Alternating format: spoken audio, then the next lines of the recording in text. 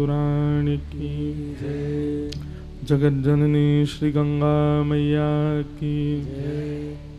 ब्रजचौरासी कोस धाम की जय। गोवर्धन नाथ की जय। गिरिराज धरण की जय। श्याम सुंदर श्री यमुने महारानी की जय। सब संतन की जय। सब भक्तन की जय। सब विप्रन की जय। समस्त ब्रजवासीन की जय। जय जय श्री राधे। जय जय श्री राधे। जय जय श्री राधे। प्यारे गिरधर लाल की। परम मंगल में प्रात प्रखलेश्वर अकारण करुणा वरुणालय भक्त वांछा कल्पतरु तड़ित विनंदित पीतांबरधारी श्री बाल कृष्ण लाल की। वांग्मयी शब्दमयी प्रतिमूर्ति श्रीमद् भागवत महापुराण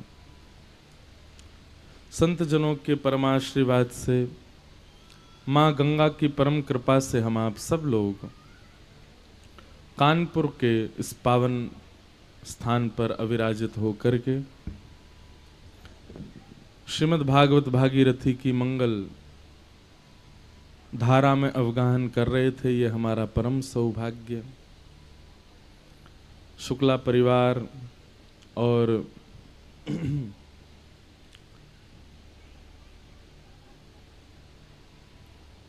शुक्ला परिवार में भी पूनम शुक्ला जी, जिनका विशेष भाव रहा कि हमें कथा का क्रम कानपुर में कराना है, और श्री जी ने ऐसा अनुग्रह किया। श्री जी की कृपा से, लाल जी के कृपा से, आपके पूर्वजों की कृपा से यह भागवत भागीरथी की धारा बहती बहती कानपुर आई, जिसमें इतने सारे वैष्णवों ने अवगाहन किया। ये इनका परम सौभाग्य है। समस्त विप्रवृंद, समस्त गंधर्वजन और आप सभी श्रोता भाई बंधु मातृशक्ति कानपुर वासी, सबको हमारा बहुत बहुत जय श्री कृष्ण, जय सिया राम, जय श्रीमन नारायण, जय जय श्री राधे। आज कथा का विश्राम दिवस, और जैसा हमने कहा आप लोगों ने 9 बजे ही आकर के अपने स्थान को ग्रहण किया। हमने इसीलिए 9 बजे के लिए कहा था ताकि आप लोग समय से आ जाओ। हमको तो 9:30 ही आना था। वृंदावन वाले हैं ना, जैसे हमारे लाला बात को पक्को ना है, वैसे हमू बात के पक्के ना है। लेकिन लालाऊ बात को पक्को ना है, हमू बात के पक्के नहीं है, पर लाला और हमारी बात को सब पक्को मान के आ जाएं। पर यह सुख, यह आनंद सदा हमारे चित्त में रहेगा, और हम बहुत जल्दी कानपुर फिर आएंगे। वाह, आप लोगों को बस चले तो जान नहीं दो। बहुत जल्दी आएंगे। कब आएंगे पता है? दिसंबर में। 2026 में। दिसंबर 2026 में आएंगे। अब ताली क्यों नहीं बजाई आपने? बहुत लंबा समय है। हमारे गिरधर लाल जी, जैसे आप सब वैष्णव हैं, ऐसे सब जगह बहुत वैष्णव लाल जी की प्रतीक्षा करते हैं, लाल जी से प्रेम करते हैं। सब जगह ठाकुर जी हमको डुलाए रहते हैं, यहां से वहां। अब स्थिति ये हो गई है कि हम अपने घर वृंदावन भी तब जाते हैं जब वृंदावन में कथा होती है, नहीं तो वृंदावन जाना भी नहीं मिलता। पहले तो इस बात का कष्ट होता था कि हम ब्रजवासी हैं, भैया वृंदावन में जन्म भयो, वृंदावन ते दूर हैं। पर एक दिन कथा कहते कहते कथा में ऐसा अनुभव हुआ कि ये कथा जब प्रारंभ हो जाती है तो हम जहां जाते हैं वहीं तो वृंदावन प्रकट हो जाता है। तो फिर इतना शोक क्यों, चित्त में ये पीड़ा क्यों? हमको ठाकुर जी ने सेवा दी है, ये बहुत बड़ी कृपा है कि हमको ठाकुर जी ने ऐसी सेवा प्रदान की है। देखो, दुनिया के लोगों को ठाकुर जी को याद करने के लिए रोज समय निकालना पड़ता है कि हम ठाकुर जी को समय निकाल के याद करेंगे। दुनियादारी से समय निकालना पड़ता है ठाकुर जी के लिए। हमें दुनियादारी के लिए समय निकालना पड़ता है, और कोई काम ही नहीं, पूरे दिन ठाकुर जी को बचते हैं। और कुछ नहीं तो 4 घंटा, 2.5 घंटा, 3 घंटा, जितनी देर कथा होती है, हर दिन इतनी देर तो ठाकुर जी को याद करना ही करना है। लेकिन उसके अलावा भी आप अगर हमको देखो, सुबह आप लोग मिलने आते हैं तब सबके आध्यात्मिक प्रश्न होते हैं, तब भी ठाकुर जी का स्मरण, लाल जी की सेवा में भी स्मरण। मतलब पूरे दिन 12 घंटे में लगभग 10 घंटा तो ठाकुर जी में ही व्यतीत होते हैं। और ये भी कैसे, हमें प्रयास नहीं करना पड़ता, ऐसा ठाकुर जी ने जीवन बना दिया है अब कि 10 घंटा उनको याद किए बिना रह ही नहीं सकते। तो ये कृपा है ठाकुर जी की कि उन्होंने अपनी सेवा प्रदान की है। आज कानपुर में ये विश्राम हो रहा है सत्र, और कल से चंडीगढ़ में सत्र प्रारंभ होगा, वृंदावन प्रकट उत्सव, श्रीमद् भागवत कथा। और भागवत में भी वृंदावन महिमामृत ज्यादा होगा, वृंदावन की महिमा पर ज्यादा बोलेंगे। तो ऐसा सत्र कल से चंडीगढ़ में प्रारंभ होगा। फिर 13 तारीख को वो सत्र पूर्ण विश्राम होगा। 14 तारीख से गोवर्धन में गोपी प्रेम की ध्वजा। प्रेम की ध्वजा कौन? गोपी। 4 दिन तक इस विषय पे ही चर्चा होगी श्री गिरिराज जी में। तत्पश्चात फिर 19 अक्टूबर से भोपाल में श्री ठाकुर जी की सेवा करेंगे। ऐसे क्रम लगे रहते हैं, ठाकुर जी की सेवा में व्यस्त रहेंगे। संसार की सेवा में व्यस्त रहा जाता है, ठाकुर जी की सेवा में मस्त रहा जाता है। ठाकुर जी की सेवा में व्यस्त नहीं। हम पाठ करने में व्यस्त हैं, हम अभी सेवा में व्यस्त हैं, हम नाम जप में व्यस्त हैं, ये शब्द नहीं बोलना है। हम नाम जप में मस्त हैं, हम अभी पाठ में मस्त हैं, हम सेवा में मस्त हैं। ऐसे रहो। कानपुर के लोग बड़े अच्छे हैं, और हमारे जितने युवा भाई बहन यहाँ आए, सबको हमारा बहुत बहुत स्नेह। ठाकुर जी कृपा करें आप सब लोगों पर कि आप सब युवा भाई बहनों के चित्त में सदा ठाकुर जी का प्रेम बना रहे, वृंदावन के प्रति प्रीति बना रहे। बूढ़े बुजुर्ग कह रहे और हम कहाँ जाएं? आप लोग तो अपना जीवन पूरा ठाकुर जी को अर्पित कर ही चुके, पर युवाओं को बहुत जरूरत है। हमारे युवा बहुत जल्दी भटक जाते हैं। देखो बंधुओं, एक बात याद रखना, अविश्वास चित्त में मत आने देना। ठाकुर जी के प्रति एक बार भरोसा यदि चित्त में प्रकट हो जाए, हमारे सूरदास जी महाराज कहते हैं, उनके नेत्र नहीं थे, वे सूरदास जी कहते हैं, साधन है और नाही या कली में। इस कलयुग में और कोई साधन नहीं है। किसके अलावा? बोले भरोसे के अलावा। आपको विश्वास करना पड़ेगा ठाकुर जी पे। साधन है और नाही या कली में, जासो होत निवेरो भरोसो दृढ़ इन चरणन केरो।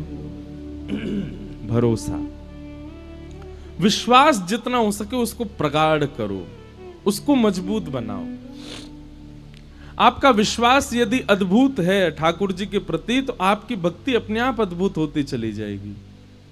और याद रखिएगा, जिस दिन आप ठाकुर जी पर विश्वास करने का मन बनाओगे, जिस दिन आप ठाकुर जी पर विश्वास करने के लिए अग्रसित हो जाओगे, उसी दिन से विश्वास तोड़ने की पूरी पूरी जिम्मेवारी ठाकुर जी रखते हैं।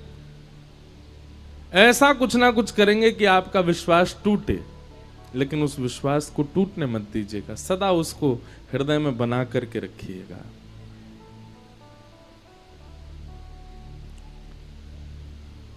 कानपुर आकर के बहुत अच्छा लगा, सबके मध्य में भाव रख के बहुत आनंद आया। पुनः जल्दी गंगा मैया कृपा करेंगी तो हम आएंगे। हम तो क्या बताएं, इतना एक तो श्रमित इतने हो जाते हैं, कथाओं के बाद एक इतनी कथा रहती है कि आराम ही नहीं मिल पाता। फिर सबसे मिलना जुलना भी रहता है, फिर थोड़ा बहुत अध्ययन भी होता है, और भी कई प्रपंच चल रहे होते हैं। कभी कहीं कुछ बोलना है, कभी कहीं कुछ गाना है, कभी कहीं कुछ करना है, कई बार कथाओं के बीच से ही कहीं कहीं भाग के जाके कुछ करके आना है। तो बहुत सारी चीजें चलती रहती हैं, इस वजह से हम कहीं आ जा भी नहीं पाते। कल रात को जो कथा के मुख्य यजमान है उनके घर हम गए रात में 11:15 बजे 7 दिन में पहली बार। तो भाई उनके घर हुआ है थोड़ा, और फिर आकर के अपना नवरात्रि का हवन अनुष्ठान था तो वो पूर्ण किया। 2 बज गए सोवे में, 2 भी नहीं बजे, 3 ही बज गए। और फिर सुबह से आपकी सेवा में, अब यहाँ से भागेंगे, फिर वहाँ पहुँचेंगे, कल से वहाँ पर लगेंगे। ऐसे ही सब क्रम ठाकुर जी ने कर रखे हैं। इस कारण से हम कहीं आ जा नहीं पाते। हमको बहुत मन था कि बिठूर जाएं और वहाँ दर्शन करके आएं, वहाँ के सुंदर पौराणिक स्थानों को देख करके आएं, पर इस बार हमको समय ही नहीं मिल पाया। अगली बार जब भी आएंगे सबसे पहले आके बिठूर दर्शन कर आएंगे, गंगा जी में गोता मार के आएंगे, उसके बाद कथा शुरू करेंगे। तो अगली बार ऐसा कुछ क्रम रखेंगे। बहुत लोग आए बिठूर से बुलाने के लिए भी कि आप चलें, पर नहीं जाना हो पाया। इस बार के लिए हम क्षमा प्रार्थी।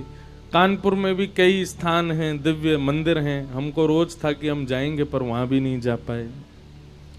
हमने ये भी सोचा था एक दिन चाट खाने जाएंगे, वो भी नहीं जा पाए। कुछ नहीं कर पाए। लेकिन कोई बात नहीं, बाकी के काम नहीं कर पाए, पर जिस काम के लिए आए कथा वो तो की ना, समय से की, भाव से की, आनंद से की, तो कोई बात नहीं। बाकी सब अच्छा। देखो एक बात और, यहाँ इतने सारे लोग आए, सब एक ही जगह से तो नहीं आए होंगे, सब अलग अलग जगह से आए कानपुर में। तो जो बिठूर से आया तो बिठूर के जितने तीर्थ हैं वो उसके अंदर बैठ के यहीं आ गए। जो कानपुर में अलग अलग स्थानों से आया तो जरूर है, निश्चित है, कानपुर में जितने भी मंदिर हैं कानपुरत बन जाएंगे। आपको फिर पूछना नहीं पड़ेगा कि हम दौड़ करके करो, चाहे सिविल्स में जाके करो, चाहे बिजनेस करके करो, आप ठाकुर जी के लिए समय निकाल ही लोगे। और भाई जिससे प्रेम होता है ना, उसके लिए व्यक्ति कैसे भी करके समय निकालता है। अपनी नींदें काट करके समय निकालेगा, अपने भोजन को छोड़ करके समय निकालेगा, संसार के कई व्यवहारों को छोड़ करके। अरे भाई वो प्रेम थोड़ी ही माना जाता है कि समय मिलेगा तो मैं तुमसे मिलूंगा। नहीं, प्रेम का स्वरूप तो ये होता है कि भाई बाकी काम बाद में, पहले तुमसे मिलना है, ये प्रेम है। ऐसे ही ठाकुर जी के लिए आप समय निकाल रहे हो तो इसका मतलब आपका प्रेम अभी सूक्ष्म है, पर बाकी काम बाद में, पहले ठाकुर जी हैं। इसका मतलब ये नहीं है कि आप पढ़ाई छोड़ दो। आपने ही तो कहा था महाराज जी पहले ठाकुर जी। समय अपने आप निकलेगा, जैसे ही ठाकुर जी आपकी जरूरत बन जाएंगे, आपकी नीड्स बन जाएंगे।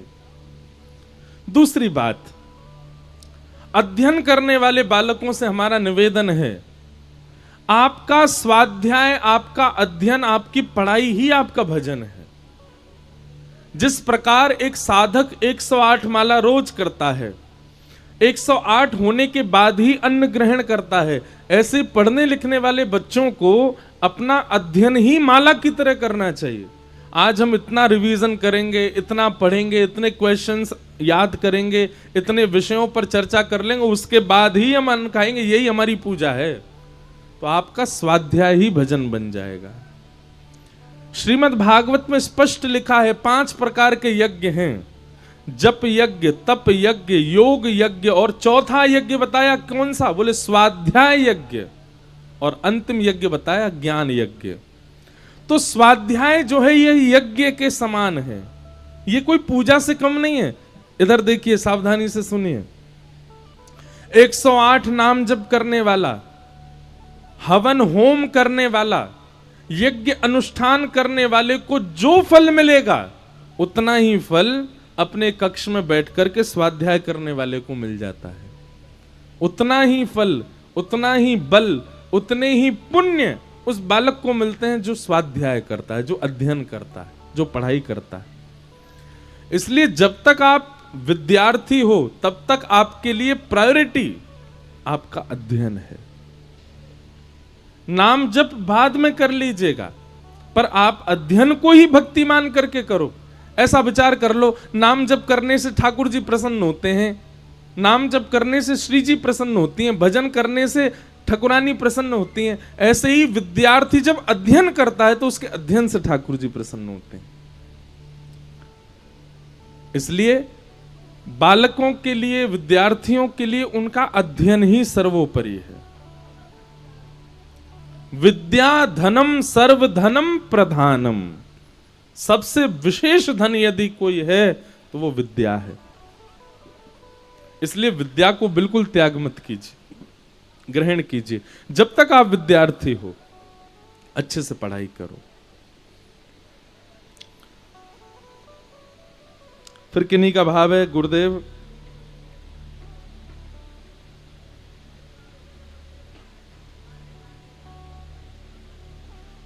वाह,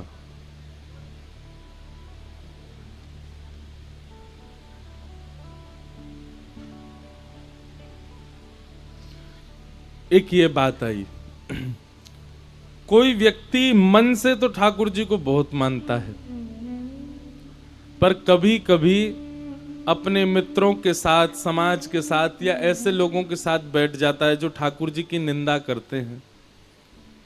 तो कई बार उस सभा के लिए वो भी ठाकुर जी की निंदा कर देता है। बड़ा विचित्र भाव है भैया। तो क्या ऐसा व्यक्ति अपराधी माना जाएगा? वो भजन तो करता है ठाकुर जी का, पर कई बार संगत ऐसी है कि वो लोग सब ठाकुर जी को नहीं मानते, नहीं भजते, भक्ति के अपमान करते हैं। तो उन सबके बीच में ऐसे ही बोल देता है, मन से नहीं बोलता ठाकुर जी के लिए, ऐसे ही बोल देता है। ऐसे भी क्यों बोलता है? नहीं बोलना चाहिए, ये पाप है।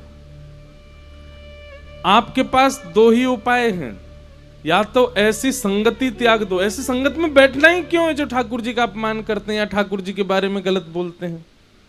उसको आप मित्र कैसे बोल सकते हो जो ठाकुर जी के विषय में या धर्म के विषय में विपरीत चलता हो? हमारी बात बहुत ध्यान से सुनिए। मित्र वो नहीं जो आपकी विषम परिस्थिति में आपके काम आए, मित्र वो जो वृंदावन से प्रेम करता हो। पत्नी वो नहीं जो आपको दिन रात आपकी सेवा करे, भोजन पवावे, स्नान के लिए आपके सुंदर वस्त्र कर दे, आपका ध्यान रखे। पत्नी वो जो आपको वृंदावन की ओर बढ़ावे। बच्चे वो नहीं जो बहुत धन कमावे, बहुत यश वैभव कमावे, ऐश्वर्य कमावे। बच्चे वो जो किशोरी जी और ठाकुर जी की सेवा के प्रति आपको अग्रसित कर दें। भाई संबंध वो ही सुदृढ़ मानो अगर आप भक्त हो तो। संसारी हो तो फिर कोई दिक्कत नहीं, पर अगर आप भक्त हो तो आपके लिए वही संबंध श्रेयस्कर होना चाहिए जो आपको ठाकुर जी की ओर अग्रसित करावे, ठाकुर जी की ओर बढ़ावे। तो भैया कभी भूल से भी अपमान मत करो। बहुत सारे प्रश्न हैं, सबको हम प्रणाम करते हैं, और कोई दिख जाए हमें सबको हम नमस्कार करते हैं। जिन जिन के प्रश्नों के उत्तर मिल गए उनको तो प्रणाम, जिनके नहीं हो पाए शायद कथा में ही कोई उत्तर मिल जाएगा। आप लोग ध्यान से सुन लो। बोलो वृंदावन बिहारी लाल की। भगवान का विवाह रुक्मणी जी से हुआ। रुक्मणी कौन है? लक्ष्मी। भगवान श्री कृष्ण रुक्मणी विवाह से एक बात स्पष्ट होती है, बहुत ध्यानपूर्वक सुनिए सब लोग।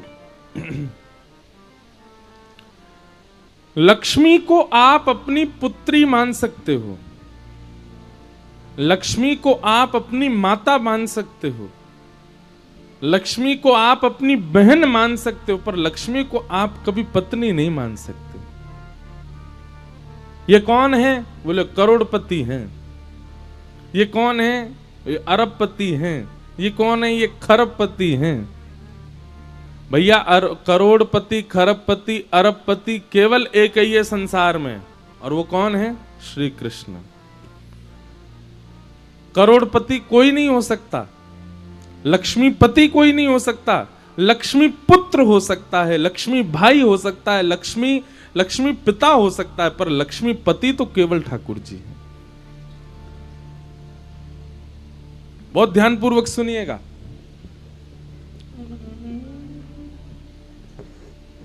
धन के प्रति यदि आपका दान का भाव है तो आप लक्ष्मी के पिता हो, क्योंकि पिता क्या करता है? कन्यादान।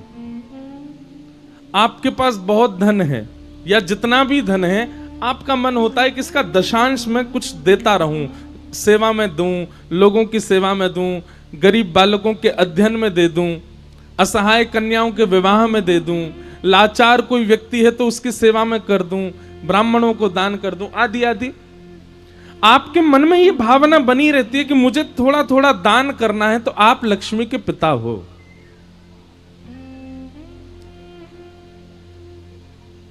कथा कराना, हम कल रात में भी गए थे घर पर, तो हम सबसे बोल रहे थे कि कथा कराने के लिए बड़े बड़े उद्योगपति भी साल साल भर चिंतन करते हैं, कराएं कि नहीं कराएं, कराएं, अरे बड़े खर्चा होगा, बड़ी व्यवस्था करनी पड़ती है, ये करना पड़ेगा, वो करना पड़ेगा, इतने सारे लोग हमारे सिर पे आके बैठ जाएंगे, सबको व्यवस्थित करना है, ये महाराज जी कथा करवे आएंगे, इनके संग इतने लोग आएंगे, इन सबको व्यवस्था करनी पड़ेगी, सबको भोजन करना, सबकी जिम्मेवारी हो जाती है कथा कराने वाले की। किसी को भी दिक्कत हुई तो जिम्मेवारी कथा कराने वाले की है।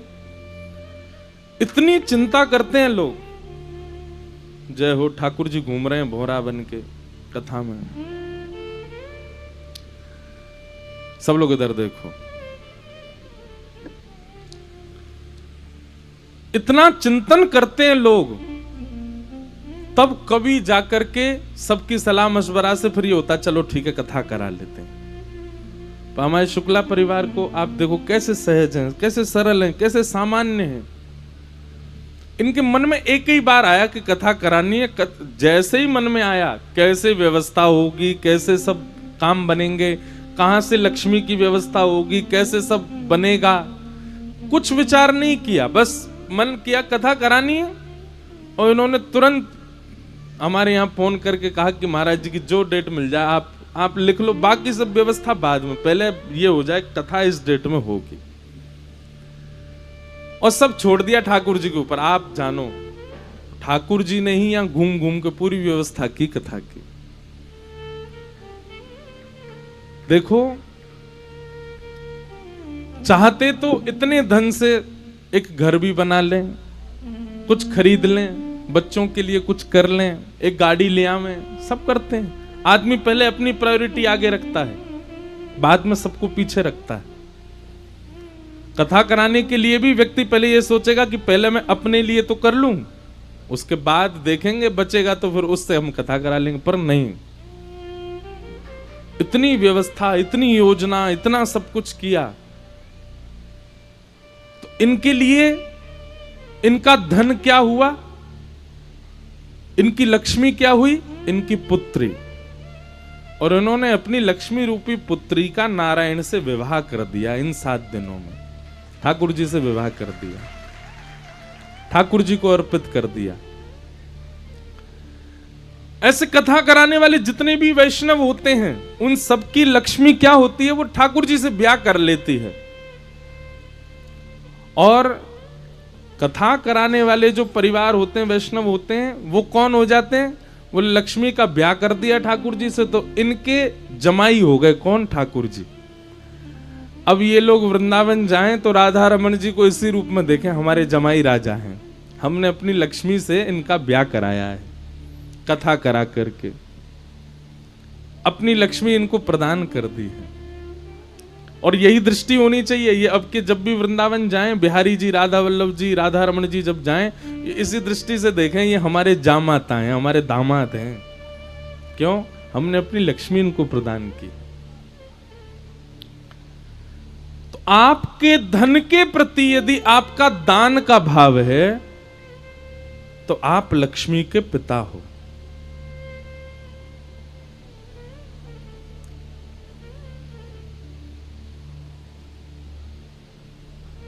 आपका धन के प्रति भोग का भाव है कि ये धन है इतना मेरे पास, थोड़ा सा इधर लगा दूं, थोड़ा सा अपने लिए ऐसा कर लूं, थोड़ा सा अपने लिए ऐसा कर लूं, अपने लिए ऐसा कर लूं। तो आपकी लक्ष्मी आपकी कौन है? आपकी मां है। बहुत ध्यानपूर्वक सुनिएगा। बालक का स्वभाव होता है कि उसकी मां किसी और को गोद में उठा ले, बालक से स्वीकार नहीं होता ये। हमारी बात को बहुत ध्यान से सुनिएगा। मां यदि दूसरे के बालक को गोद में उठा ले,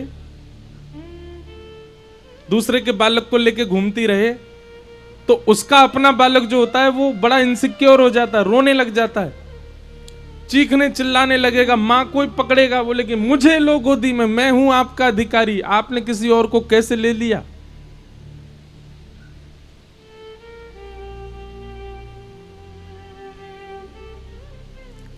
ठीक वैसे ही अपने पास आए हुए संचित धन को जब व्यक्ति दूसरे को प्रदान करता है, दान करता है, तो उसको पीड़ा होती है। ये तो मेरा है, मैं इसको क्यों दे रहा हूं? ये तो मेरा है, मैं इसको क्यों बांट रहा हूं? मेरा है, मेरे पास ही रहना चाहिए, मेरे योग में आना चाहिए। अच्छा, इसको देना है तो ज्यादा से ज्यादा थोड़ा सा थोड़ा दो, ज्यादा से ज्यादा मेरे पास रहना चाहिए। ऐसी भावना जब आपकी धन के प्रति हो जाती है तो आपके लिए लक्ष्मी आपकी मां है और आप उसके पुत्र हो।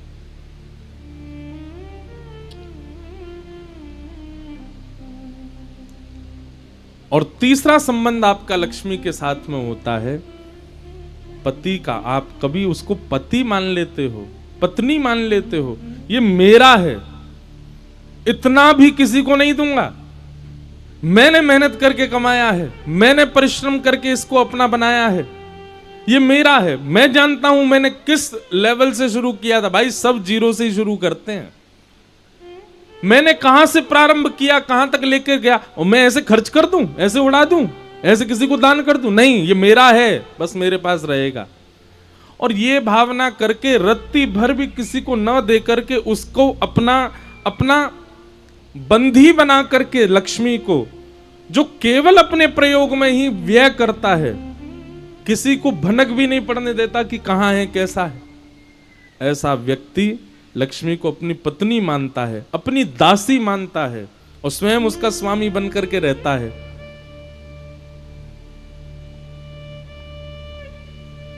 तो प्रथम संबंध लक्ष्मी के प्रति पुत्री का, मध्यम संबंध लक्ष्मी के प्रति मां का, और अंतिम संबंध लक्ष्मी के प्रति पत्नी का।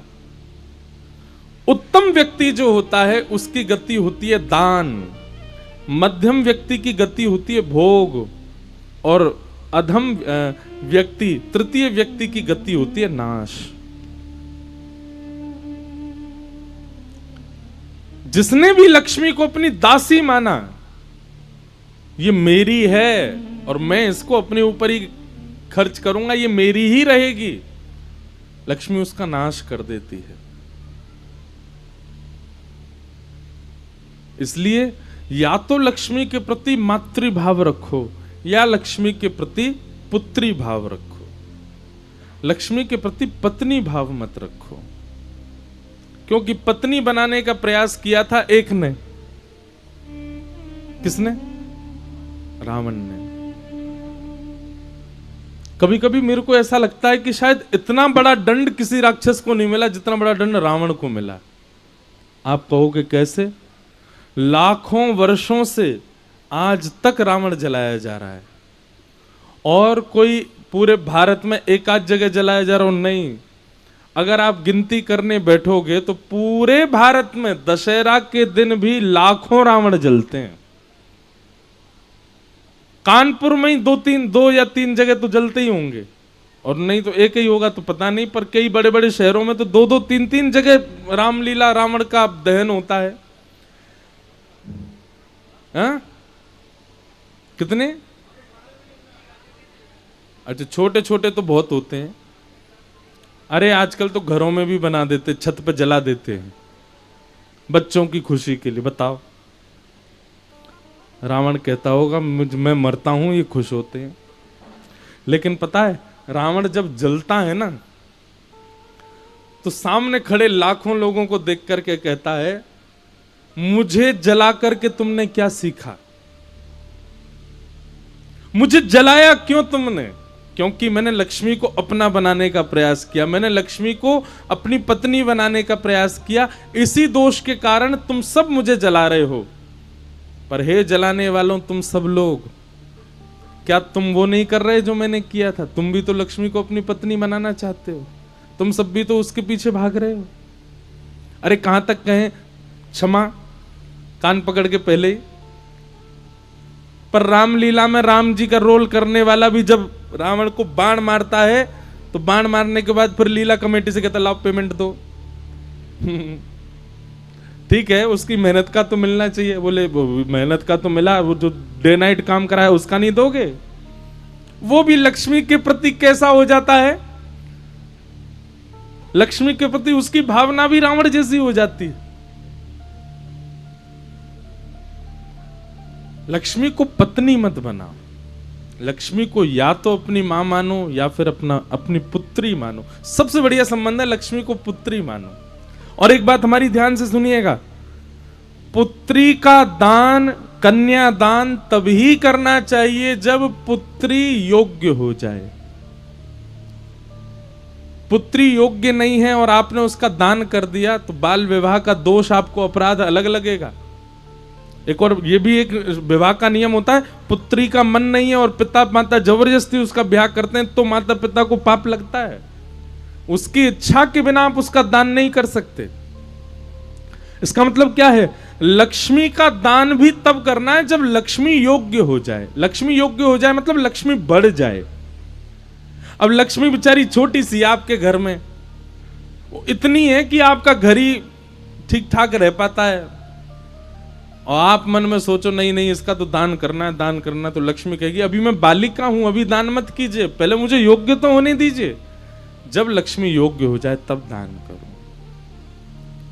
इसलिए भैया ये संबंध आप अपने समझिए लक्ष्मी के साथ। भगवान कृष्ण का विवाह रुक्मिणी जी के साथ हुआ, और क्योंकि उन्हीं का ही होता है, लक्ष्मी पर और किसी का अधिकार नहीं। भगवान का दूसरा विवाह जामवती के साथ में हुआ। एक सिमंतक नाम की मणि थी, द्वारिका में एक यादव रहता था, उसका नाम था सत्राजित यादव। उसके पास में एक मणि थी, मणि का नाम था सिमंतक मणि। बहुत ध्यानपूर्वक सुनिएगा। मणि हजारों किलो सोना रोज देती थी। भगवान श्री कृष्ण ने मन में विचार किया, अकेला व्यक्ति इतने किलो सोने का क्या करेगा? अरे इसके काम में भी नहीं आएगा। ये पूरा जीवन भी यदि भोगना चाहेगा तो अपने एक दिन की कमाई को भी नहीं भोग पाएगा। एक दिन में हजारों किलो सोना निकलता है उस मणि में से, कितना भोगेगा? तो भगवान ने उसको जाकर के एक प्रस्ताव दिया कि भाई देखो, इतना धन तुम्हारी मणि में से निकलता है, इतना सोना निकलता है कि तुम भोग भी नहीं सकते पूरे जीवन में, हर दिन इतना निकलता है। तो इसके लिए हम तुमको एक प्रस्ताव देते हैं कि तुम मणि जो है द्वारिका के कार्यालय में जमा करा दो,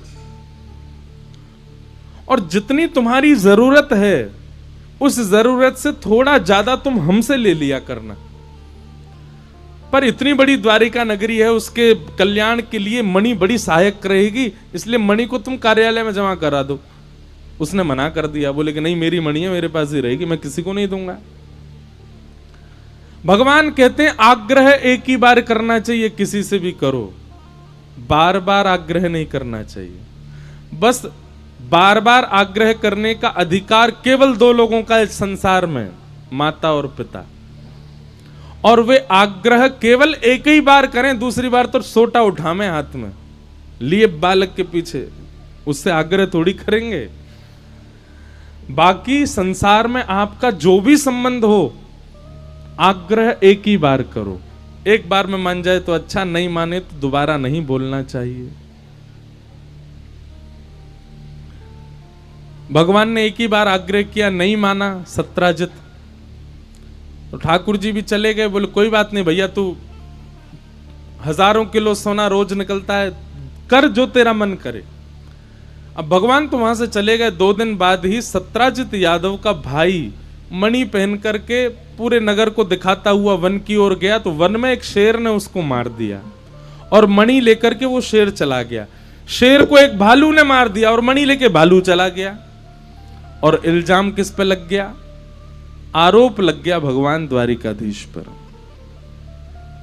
क्यों? क्योंकि सत्राजित यादव से पूछा गया तुम्हारी मणि कहां है, तुम्हारा भाई कहां? बोले पता नहीं, 5 दिन से लापता है। तब किसी ने कहा कोई अंदेशा, कुछ पता है कहां गया होगा? बोले मुझे एक ही पर शक है। क्या? 3 दिन पहले श्री कृष्ण आए थे मेरे पास मणि मांगने, मैंने देने से मना कर दिया और उनके आने के 2 दिन बाद ही मेरा भाई लापता हो गया। तो मुझे इन्हीं पर ही शक है कि इन्होंने, इनका मणि के प्रति बड़ा दुर्भाव था, इन्होंने ही चुराई है, इन्होंने ही मेरे भाई को बंदी बना करके मणि रख ली है। सोचो, हम तो इंसान हैं। संसार में आने के बाद लोगों ने भगवान को भी नहीं छोड़ा, द्वारिकाधीश के ऊपर भी इल्जाम लगा दिया। जब भगवान को यह बात पता चली तो ठाकुर जी पहले तो हंसे और हंसते हंसते मन में विचार करने लगे। अपनी स्वधर्मा सभा में सबसे कहने लगे, बोले कितनी बड़ी विडंबना है ना, द्वारिका बसाई मैंने, द्वारिका में एक एक यदुवंशी का पालन करवाया, मैं घर बनवाया मैंने। मैं कोई योग्यता नहीं बता रहा अपनी, पर मैं एक बात बता रहा हूं संसार कैसा है। पूरी द्वारिका बसाई मैंने, पूरी द्वारिका के लोगों का भोजन पानी चलता है आज द्वारिकाधीश की वजह से। पर एक गलती के ऊपर इन लोगों ने एक बार भी विचार नहीं किया कि हम किसके ऊपर उंगली उठा रहे हैं। सीधा आक्रमण कर दिया, सीधा आरोप लगा दिया कि द्वारिकाधीश ने किया है। ऐसा है ये संसार। आप लोग इतने दुखी हो जाते हो, अरे उसने मेरे बारे में ऐसा बोल दिया, उसने मेरे ऊपर प्रश्न उठा दिया, उसने मेरे ऊपर इल्जाम लगा दिया, झूठा इल्जाम लगा दिया, ऐसा कर दिया। जब कोई ऐसा करे तो देखो, एक हमारी बात सुनना, जब व्यक्ति गलत होता है ना और तब उसके ऊपर कोई इल्जाम लगावे, इल्जाम क्या, उसका है ये अपराध। अगर व्यक्ति गलत होगा तो सफाइयां बहुत प्रस्तुत करेगा, और अगर व्यक्ति गलत नहीं होगा और आप उस पर आरोप लगाओगे, मौन हो जाएगा। वो एक बार कहेगा भैया मैंने ऐसा नहीं किया, अब आप भले ही उस पर बार बार आक्षेप लगाते रहो, वो चुपचाप सुनता रहेगा। बोले अब तुम कह लो भैया, लेकिन मैंने नहीं किया है ऐसा। लेकिन जिसका अपराध होता है, जिसकी गलती होती है, वो मचल जाता है, उछलने लगता है, ये लो प्रमाण, ये लो प्रमाण, ये लो उदाहरण, तुम बताओ मैंने किया ऐसा, सबको खींच खींच के लाएगा। अति प्रमाण प्रस्तुत करने वाले व्यक्ति में कहीं ना कहीं दोष होता है। भगवान श्री कृष्ण पर जब आक्षेप लगाया गया, ठाकुर जी मंद मुस्काए, सभा बोलने लगी, द्वारिकाधीश बताइए क्या करना है? भगवान बोले कुछ नहीं कहना, मौन रहना है। जब हमने कुछ गलत किया ही नहीं है तो फिर हमको प्रस्तुतिकरण क्यों करना है, हमको सफाइयां क्यों देनी है? लेकिन सभा में सब बोले भगवान पूरी द्वारिका में चर्चा चल रही है इस बात की। बंधु एक बात याद रखेंगे हमारी, कि जीवन में एक बार तो ऐसा समय आएगा सबके कि जब आप टूट जाओगे, सब विपरीत हो जाएगा आपके, आपकी पत्नी, आपके बच्चे, आपका परिवार, आपके माता पिता, आपके भाई बंधु, आपके सखा, सब आपके विपरीत। ये ऐसा समय सबके जीवन में आएगा, इससे कोई नहीं बच पाएगा। चाहे वो भागवत का वक्ता हो, चाहे वो कितना ही बड़ा संत हो, कितना ही बड़ा मठाधीश हो, कितना ही बड़ा प्रधानमंत्री हो, कितना ही बड़ा कुछ हो, चाहे सामान्य से सामान्य व्यक्ति हो, अपने जीवन में विपरीत अवस्था सबके जीवन में आएगी। अगर आके चली गई है तो आप खुश हो जाओ कि चलो निकल चुका है, लेकिन अगर अभी तक नहीं आया है ऐसा समय, प्रतीक्षा करो, आएगा, आएगा जरूर।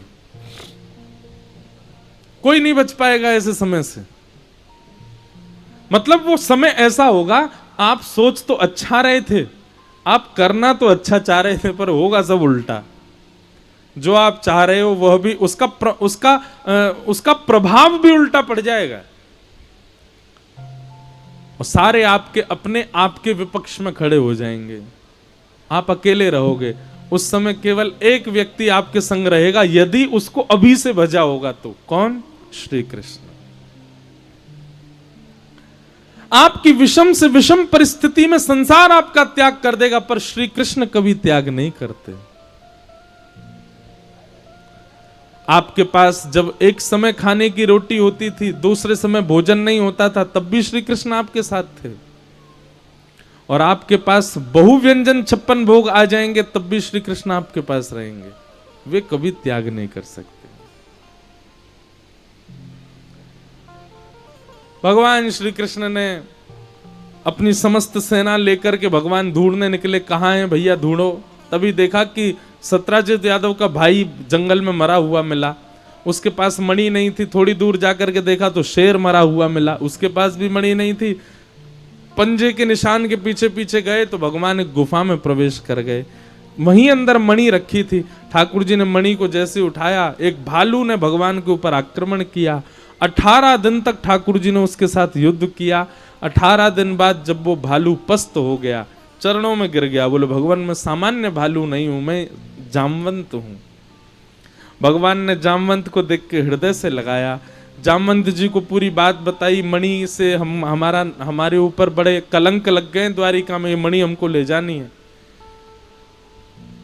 और गवाही के रूप में आप हमारे साथ चलो। जामवंत जी बोले भगवान मैं नहीं जाऊंगा, मैं किसी और को भेजूंगा। बोले किसको? बोले हाथ आगे करो। हाथ आगे किया और जामवंत जी ने अपनी पुत्री जामवती का हाथ भगवान के हाथ में दिया और कहा नाथ मेरी पुत्री अब सदा आपके पास ही रहे, आप इसका पाणी ग्रहण स्वीकार करो। भगवान बोले एक कलंक घटेगा, दूसरा लग जाएगा कि भालू की बेटी से ब्याह किया। जामवंत जी बोले भगवान ये मर्यादा पुरुषोत्तम नहीं हो आप। मर्यादा पुरुषोत्तम आप त्रेता में थे, द्वापर में तो आप लीला पुरुषोत्तम हो, आप लीला प्रधान हो, इसलिए मेरी पुत्री को स्वीकार करो। और भगवान ने दूसरा विवाह जामवती के साथ किया। बोलो जामवती रमण भगवान की जय। तीसरा विवाह भगवान ने आकर के मणि दिखा दी, जामवती ने गवाही दे दी। तो जिसकी वो मणि थी सत्राजित यादव, अब लोग उसको गालियां देने लगे, तेने भगवान के ऊपर कलंक लगाया, तुझे शर्म नहीं आई? उसने कलंक से बचने के लिए विचार किया मैं क्या करूं, तो उसने अपनी पुत्री सत्यभामा का विवाह भगवान से कर दिया। तो तीसरा विवाह भगवान का हुआ सत्यभामा के साथ। बोलो सत्यभामा रमण भगवान की जय। और चौथा विवाह हुआ है हमारी ब्रज की रस रानी श्री यमुना महारानी के साथ।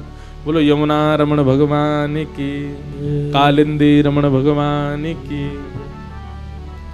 इस प्रकार भगवान के 8 मुख्य विवाह हुए।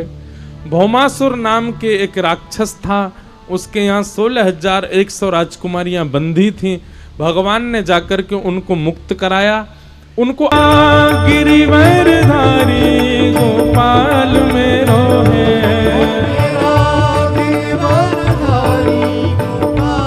भाव से हे गोविंद मेरो है, गोपाल मेरो है,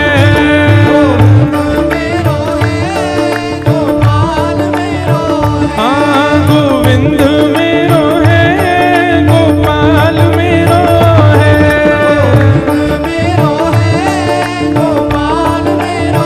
ओ प्यारो बांके बिहारी नंद लाल मेरो है,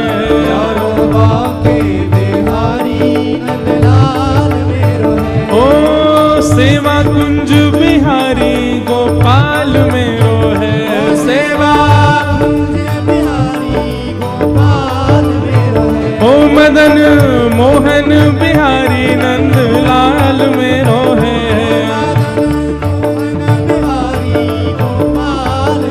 हे गोपीनाथ बिहारी नंदलाल मेरो है, गोपीनाथ बिहारी नंदलाल मेरो है। ओ प्यारो गिरिवर धारी नंदलाल मेरो है, प्यारो गिरिवर धारी नंदलाल मेरो है। हे गोविंद मेरो है, गोपाल मेरो है, मेरो है गोपाल मेरो है। हाँ गोविंद मेरो है, गोपाल मेरो है, गोविंद मेरो है गोपाल मेरो है। हे गोविंद मेरो है, गोपाल मेरो है हाँ गोविंद मेरो है, गोपाल मेरो है। हे गोविंद मेरो है, गोपाल मेरो है गोविंद मेरो है, गोपाल मेरो है। गोविंद मेरो है, गोपाल मेरो है गोविंद मेरो है, गोपाल मेरो है। गोविंद मेरो है, गोपाल मेरो है गोविंद मेरो है, गोपाल मेरो है। हे गोविंद मेरो है, गोपाल मेरो है हे गोविंद मेरो है,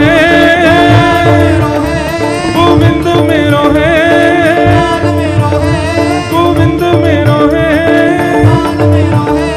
गोविंद मेरो है, गोविंद मेरो है, हे गोविंद मेरो है, हे गोविंद मेरो है, हाँ गोविंद मेरो है, हाँ गोविंद मेरो है, हे गोविंद मेरो है, हाँ गोविंद मेरो है। जय जय श्री राम, जय जय श्री राम, जय जय श्री राम।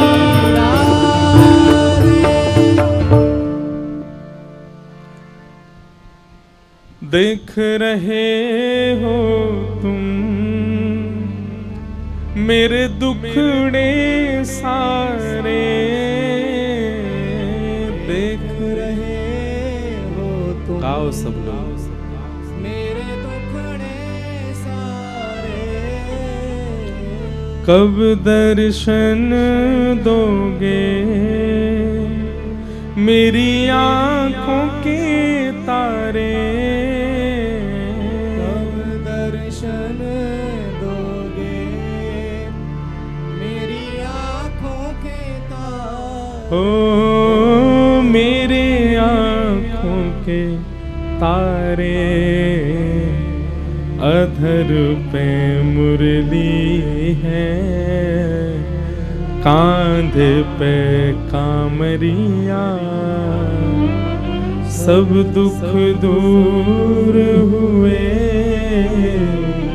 जब तेरा नाम लिया, सब दुख दूर हुए जब तेरा नाम लिया। हो ब्रज के नंद लाला, राधा जी के सांवरिया, सब दुख दूर हुए जब तेरा नाम लिया, सब दुख दूर हुए जब तेरा नाम लिया। ठाकुर जी कितना ध्यान रखते हैं सबका। बंधुओं, हमारे जीवन में कोई आपत्ति, विपत्ति, संकट, पीड़ा, रोग कुछ भी आ जाए, सबकी एक ही औषधि है, क्या? हरि नाम। ठाकुर जी का नाम पुकारना प्रारंभ कर दें, ठाकुर जी अपने आप उसको सुमंगल कर देते। इस प्रकार भगवान के 16,108 विवाह हुए। तत्पश्चात द्वारिका लीला का विस्तार बताया गया। भगवान राजसूय यज्ञ में पांडवों के यहाँ पर पहुँचे, वहाँ पर शिशुपाल का वध हुआ। आगे कुरुक्षेत्र में ब्रजवासियों से ठाकुर जी का मिलन हुआ, ब्रज द्वारिका मिलन का सत्र सुनाया गया। तत्पश्चात भगवान के परम मित्र श्री सुदामा जी की कथा सुनाई गई। सुदामा जी ठाकुर जी के मित्र नहीं है, सखा है। क्या है? सखा। मित्र और सखा में अंतर होता है। जो कभी कभी मिले, काम पड़ने पर मिले, उसको मित्र कहते हैं। पर जो संग खाए, संग रहे, संग ही सब क्रिया करे, उसको सखा कहते हैं। ठाकुर जी को मित्र मत बनाओ, ठाकुर जी को सखा बनाओ। सदा ठाकुर जी संग रहे, ऐसी भावना चित्त में बने। सुदामा जी भगवान के सखा हैं, लेकिन कभी अपनी पत्नी, बच्चे, परिवार से कभी ये बात खुल करके नहीं कहते कि श्री कृष्ण मेरे सखा हैं। क्यों? कहीं कोई ठाकुर जी के ऊपर प्रश्न ना उठा ले, कैसे सखा हैं भगवान तुम्हारे? सखा होने के बाद भी तुमको ऐसे छोड़ दिया, तुम्हारे ऊपर कृपा नहीं की, अनुग्रह नहीं किया। इस भय से सुदामा जी किसी को नहीं बताते थे कि श्री कृष्ण मेरे सखा हैं, कि कहीं कोई उन पर प्रश्न ना उठा ले। यही तो उनका सखत्व इतना अद्भुत है। या हम लोगों का तो नेक फोटो खिंच जाए विधायक के संग तो उसको इतना बड़ा करवा के लगवा लेते हैं घरों में। विधायक हमारे चाचा जी का बेटा, उसके ससुर जी का फूफा है।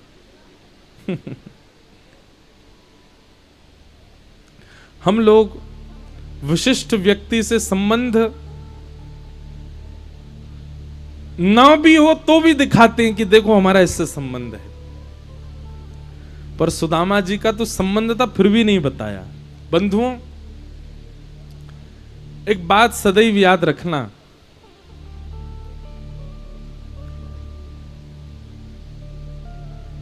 धन और विद्या जितनी बांटोगे उतनी बढ़ेगी। भजन और प्रेम जितना गोपनीय रखोगे उतना बढ़ेगा।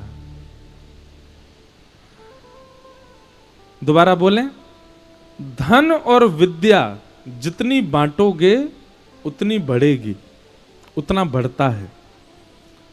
और भजन और प्रेम, इसको जितना गोपनीय रखोगे, जितना छुपाओगे उतना बढ़ेगा। भजन और प्रेम को अगर आपने पर्दे में नहीं किया, उसका प्रस्तुतिकरण कर दिया, तो भजन और प्रेम घट जाएगा। प्रेम का ढिंडोरा पीट दो,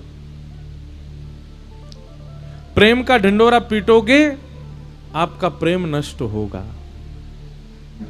चाहे वो संसार से हो, चाहे वो ठाकुर जी से हो। संसार से प्रेम नहीं होता, संसार से प्यार होता है। क्या होता है? प्यार। प्रेम तो निष्काम होता है, प्रेम तो अत्यंत स्वच्छ होता है, वो केवल ठाकुर जी से होता है।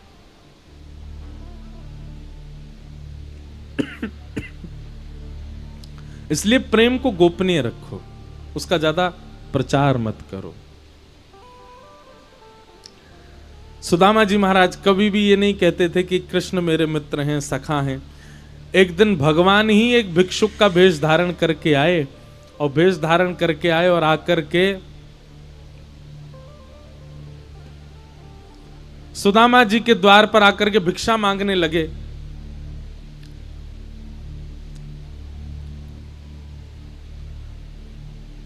सुदामा जी की पत्नी सुशीला जैसे ही बाहर आई, आकर के कहा कि भगवान,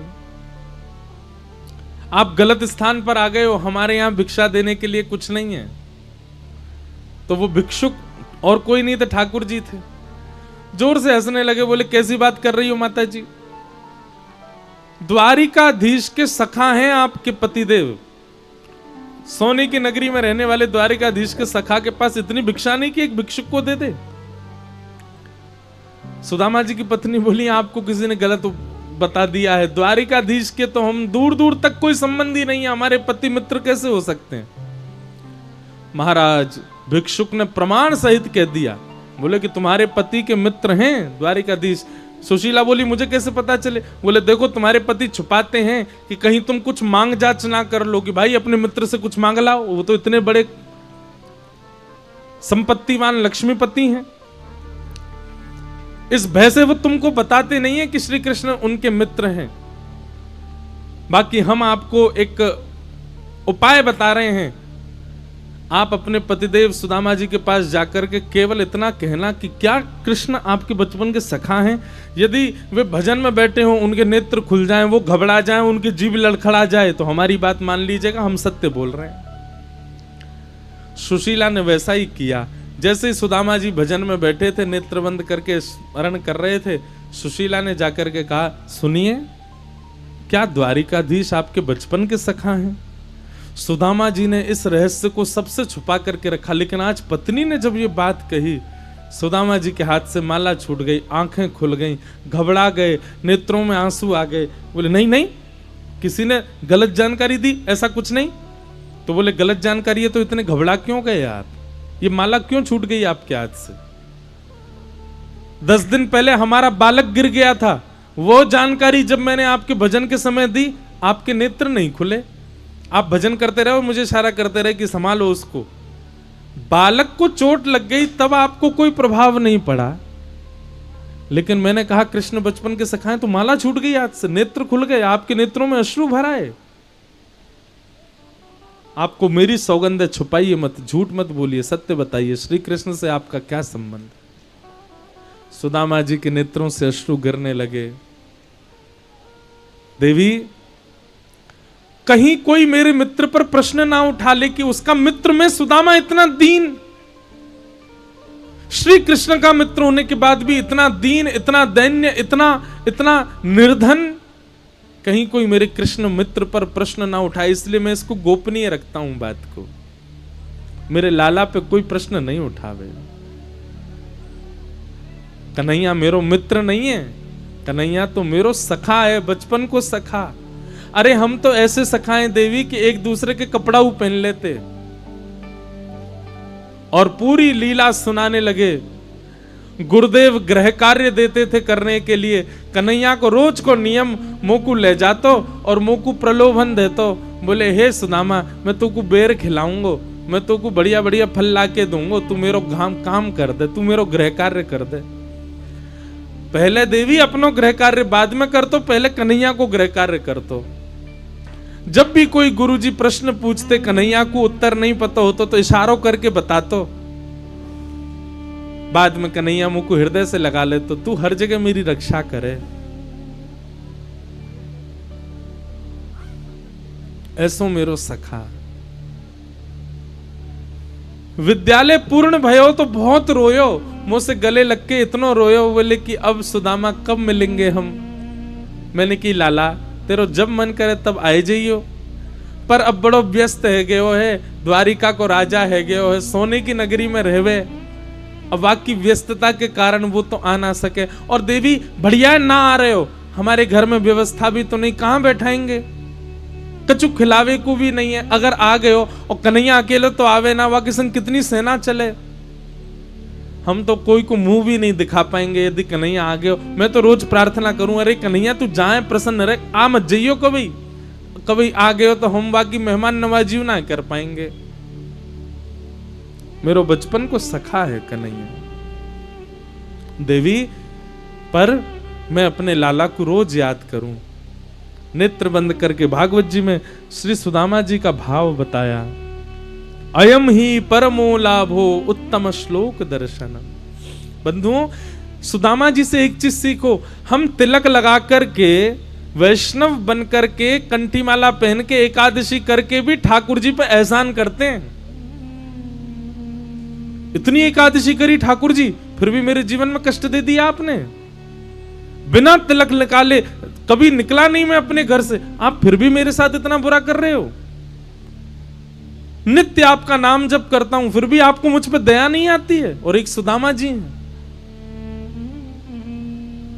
वे जब चाहें, जितना चाहें ठाकुर जी से जाके मांग सकते हैं, पर उनकी मित्रता, उनका सखत्व इतना चरम सीमा पर पहुंच चुका है, इतनी चरमोत्कृष्ट स्थिति में आ चुका है, कभी उनके मन में भाव नहीं आता कि मैं श्री कृष्ण से कुछ मांगूं।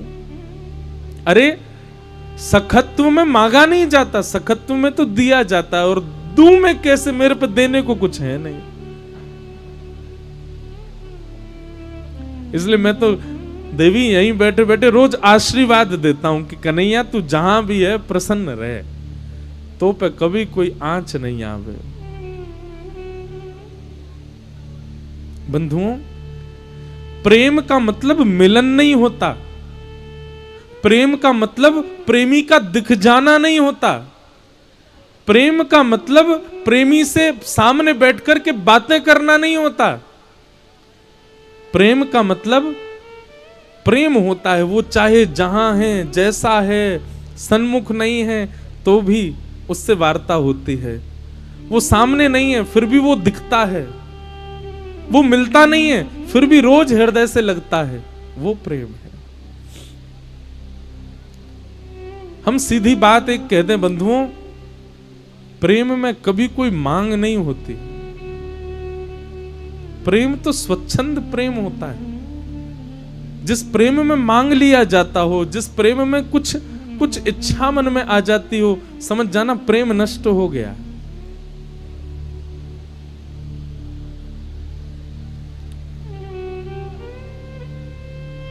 सुशीला सामने बैठकर के रुदन कर रही है, बोले कि नाथ आपने इतना बड़ा रहस्य छुपाया। अरे आप यदि श्री कृष्ण से कुछ मांग भी लेंगे तो आपके बच्चे भूखे तो नहीं सोएंगे, आपकी पत्नी एक ही साड़ी 5-5 दिन तक तो नहीं पहनेगी, फटे हुए वस्त्रों में आप तो नहीं रहोगे। कम से कम इतना ही मिल जाए कि हम लोग 2 समय चैन से भोजन कर सकें। सुदामा जी तुरंत क्रोध में भर गए। देवी सोचना भी मत कि मैं कृष्ण से कुछ मांगूं। मेरो लाला है, मेरो सखा है, मैं वहां से कभी कछु ना मांग सकूं। और सुनो, आज के बाद कभी ये चर्चा नहीं होगी, बस अपने चित्त में रखना इस बात को। एक दिन की बात, बालक 2 दिन से भूखे थे। सुदामा जी के घर में कोई सामग्री नहीं थी और सुदामा जी का स्वभाव था वो मांगने किसी से जाते नहीं थे। कोई अपने आप दे जाए तो बात अलग है। बच्चे रोते रोते घर आए और रुदन करते हुए कहने लगे, मां 2 दिन से कुछ नहीं पाया, बहुत भूख लगी है, कुछ दो ना। सुदामा जी तुरंत बालक, इधर आओ दोनों आओ। और आलू जैसे दिखने वाले पत्थरों को पानी भर के पतीले में उसमें धर देते हैं, नीचे अग्नि लगा देते हैं। दोनों बच्चों को देखो, आलू अभी उबल रहे हैं, जैसे उबल जाएंगे तुमको पवाऊंगा। हाँ, बच्चे नाचने लग जाते हैं, उछल उछल करके पिताजी के गले से आज हमको आलू खाने को मिलेंगे। अच्छा, जब तक उबल रहे हैं तब तक क्या करोगे? बोले पिताजी आपकी गोद में सर रख के कथा सुनेंगे। हाँ चलो जल्दी आओ। दोनों बालकों को अपनी गोद में सुला लेते और कथा सुनाते सुनाते सुनाते फिर से बालकों को भूखा ही सुला देते। सुदामा जी के घर में वर्षा यदि हो जाए, नगर में वर्षा हो जाए, तो सुदामा जी के घर में कमर कमर तक जल भर जाता है। और जब तक वो जल निकल नहीं जाता, 4-4, 5-5 दिन तक परिवार में सुदामा जी, उनकी पत्नी, बच्चे सोते ही नहीं है। ऐसी स्थिति सुदामा जी की। और ये वो हैं जो भगवान के अति प्रिय सखा हैं। भगवान के बंधुओं, पूरी कृष्ण लीला में केवल 3 सखा रहे हैं, लिख लीजिएगा। पहले उद्धव, दूसरे अर्जुन और तीसरे सुदामा।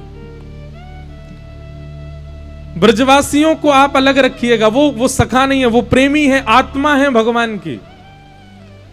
लेकिन सखा यदि आप देखेंगे तो भगवान केवल 3 सखा हैं पूरी कृष्ण लीला में, अर्जुन, उद्धव और सुदामा। अर्जुन भी अपनी विपत्तियों का सामना करके राजा बने हैं, उद्धव तो यदुवंशियों के मंत्री हैं, और सुदामा जी की स्थिति आप सुन ही रहे हो। ये 3 सखा। पत्नी ने जैसे ही देखा कि बच्चे आज भी भूखे सो गए, रोक नहीं पाई स्वयं को और सौगंध दे दी, सुदामा जी आपको मेरी और बच्चों की कसम है, आपको सौगंध है, आप अभी द्वारिका जाओ। और मैं नहीं कहती कि आप कुछ मांगने जाओ, आप केवल उनसे मिलने चले जाओ। सुदामा जी नेत्र बंद कर ली और बोले, देवी मैं सब समझ रहा हूं, तुम मिलने के लिए नहीं भेजना चाह रही हो, तुम इसलिए चाह रही हो मैं जाऊं तो मुझे कृष्ण देख ले और मेरी स्थिति देख करके उसको पता चल जाए कि मेरी हालत क्या है, तुम यही चाहती हो। सुदामा जी की पत्नी बोली, हां मैं यही चाहती हूं, आपको परवाह नहीं है पर मुझे चिंता है अपने बच्चों की। आप मत देखने जाइए, खुद को दिखा करके आ जाइए एक बार। मैंने सुना है उनकी दृष्टि जिस पर पड़ जाती है वो संपन्न हो जाता है। सुदामा जी बोले, शायद मैं लौट करके कभी नहीं आऊंगा देवी, क्योंकि मुझे संपन्न होने के लिए नहीं जाना कृष्ण के पास, मेरी कामना नहीं है। पर तुमने सौगंध दी है तो मैं जा रहा हूं, लौट के आऊंगा, इसकी उम्मीद मत रखना।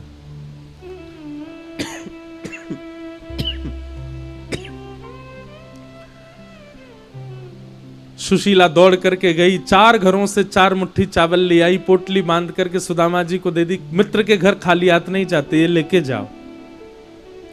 फटी हुई सी पोटली, उसमें 4 घर के चावल, 4, ये चतुराई है सुदामा जी की पत्नी की। एक घर से चावल नहीं लाई है, क्यों? एक घर से एक जैसे चावल होंगे, 4 घर के अलग अलग होंगे, तो ठाकुर जी देखते ही समझ जाएंगे। सुदामा जी गए। बंधुओं, हम संपूर्ण विस्तार तो नहीं करेंगे, पर एक कथा सुना करके सुदामा चरित्र को पूर्ण करेंगे। आज द्वारिकाधीश यदि सोने की नगरी के राजा हैं, श्री द्वारिकाधीश को आज तक भी 56 भोग लगता है, तो ये सुदामा जी का आशीर्वाद है ठाकुर जी को, ये सुदामा जी की भेंट है ठाकुर जी को। भृगु ऋषि आए थे, जब दोनों सांदीपनी गुरुकुल में पढ़ते थे कृष्ण सुदामा। एक दिन भृगु ऋषि आए और आकर के भिक्षा मांगने लगे, माते भिक्षाम देही। तभी सांदीपनी उपाध्याय गुरुदेव की पत्नी, उन्होंने मन में विचार किया, अभी विद्यालय में इतनी सामग्री तो नहीं कि मैं इनको दान करूं। कृष्ण और सुदामा दोनों वन में जाने वाले हैं लकड़ी लेने के लिए, पत्र पुष्प लेने के लिए। उन दोनों बालकों के लिए मैंने चने की पोटली बना करके रखी है, अब वो भी मैं इनको दे दूंगी तो बालक क्या खाएंगे? ये तो महात्मा है, कहीं और से इनको मिल जाएगा। बालकों के लिए जो सामग्री है वो तो बालकों की रहनी चाहिए। तो गुरु माने भृगु ऋषि से कहा, क्षमा करें भगवान, आज अभी विद्यालय में ज्यादा सामग्री नहीं है, आप फिर कभी आ जाइएगा। भृगु ऋषि ने नेत्र बंद करके देखा कि इतना बड़ा विद्यालय, दिव्य दृष्टि से देखा, कुछ नहीं है देने को। अरे साक्षात भृगु तुम्हारे द्वार पर खड़ा, कुछ देने को नहीं है। तभी दिव्य दृष्टि से उनको वो चने दिखाई दिए। भृगु ऋषि बोले, अच्छा बताता हूं। थोड़ी दूर गए और वहां कमंडल में से जल हाथ में लिया और श्राप दे दिया। गुरु मां गुरुदेव का बड़ा लोभ है बच्चों के प्रति, बड़ा मोह है बच्चों के प्रति, उनके लिए सामग्री बचा करके रखी, भृगु ऋषि को खाली हाथ भेज दिया। श्राप देता हूं, जो भी उन चनों को खाएगा वो लक्ष्मीहीन हो जाएगा, उसके घर से सदा सर्वदा के लिए लक्ष्मी चली जाएगी। भृगु ऋषि ने जिस समय ये श्राप दिया, जिस वृक्ष के नीचे भृगु ऋषि खड़े थे, उसी वृक्ष के पीछे एक झाड़ी में तुलसी जी तोड़ रहे थे सुदामा जी। और तब सुदामा जी प्रणाम करने के लिए बाहर निकल ही रहे थे कि तभी उन्होंने जल लेकर के श्राप दिया। सुदामा जी रुक गए और सुनने लगे ये क्या कर रहे हैं। तभी उन्होंने श्राप दिया, जो भी इन पोटली के चनों को खाएगा वो लक्ष्मीहीन हो जाएगा। सुदामा जी दौड़ करके गए कि मैं जाऊं देखूं कौन खा रहा उन पोटलियों को। तभी क्या देखते हैं, गुरुकुल से गुरु मां ही श्री कृष्ण को दोनों पोटलियां दे रही है, एक तेरी है लाला और एक सुदामा की है, दोनों पालियों वन में जाकर के। सुदामा जी दौड़ करके गए और जाकर के कहा, गुरु मां इसको मत दीजिए, मुझे दीजिए, जे बड़ो भोलो है, कहीं फेंक देगो, गेड़ देगो, मोए दे दो, मैं रख लूंगो, मैं खवाए दूंगो याकू। और सुदामा जी ने दोनों पोटली अपने पास रख ली। जैसे ही कृष्ण और सुदामा वन में गए, सुदामा जी अवसर ढूंढ रहे हैं और तभी एक अवसर मिला, एक लंबा पेड़। ठाकुर जी पेड़ पे चढ़ने में थोड़े कमजोर हैं। सुदामा जी दौड़ करके उसके ऊपर चढ़ गए और पोटलियां निकाल करके सारे चने खाने लगे। ठाकुर जी बार बार करें, अरे सुदामा जा में मेरे हिस्सा क्यों चना है, अकेलो मत खाए जाइयो, मुंह को ऊपर आंदा है, मैं खाऊंगो। लेकिन सुदामा जी नहीं माने, सारे चने खा गए, मुख में भर लिए सारे। किसी ने कहा फेंक दिए होते, अरे फेंक देते, कहीं अंकुरित होकर के यदि कोई और चने हो जाते, कितने लोग उसको पा लेते, कितने लोगों लक्ष्मीहीन हो जाते, इसलिए फेंके नहीं। सुदामा जी ने संपूर्ण चने पा लिए। ठाकुर जी ऊपर आए, आकर के कहने लगे, सुदामा तू तो बड़ो बड़ो नीत लो है, तुम मेरे हिस्सा क्यों चना खागो? अरे इतनी भूख लग रही, मुझे कह देता हूं, कम से कम ये तो नहीं करना चाहिए, दूसरे के अधिकार की वस्तु नहीं पानी चाहिए। सुदामा जी ने ठाकुर जी को हृदय से लगायो और बस एक ही बात बोले रोते हुए, बोले लाला तू सदा प्रसन्न रही हो, तू सदा खुश रही हो, तेरे हिस्सा के जितने कष्ट हैं वो सब भी मेरे जीवन में आ जाएं, पर तू सदा राज करियो, 56 भोग पइयो, सोने की नगरी में वास करियो, खूब सारे तेरे ब्याह है जाएं, खूब सारे तेरे बाल बच्चे है जाएं। लाला जीवन में जितनो सुख मानव के होना चाहिए वो सबरे सुख तेरे जीवन में आ जाएं, ऐसा मेरा आशीर्वाद है लाला। बंधुओं, हमारे ब्रज के रसिक संत कहते हैं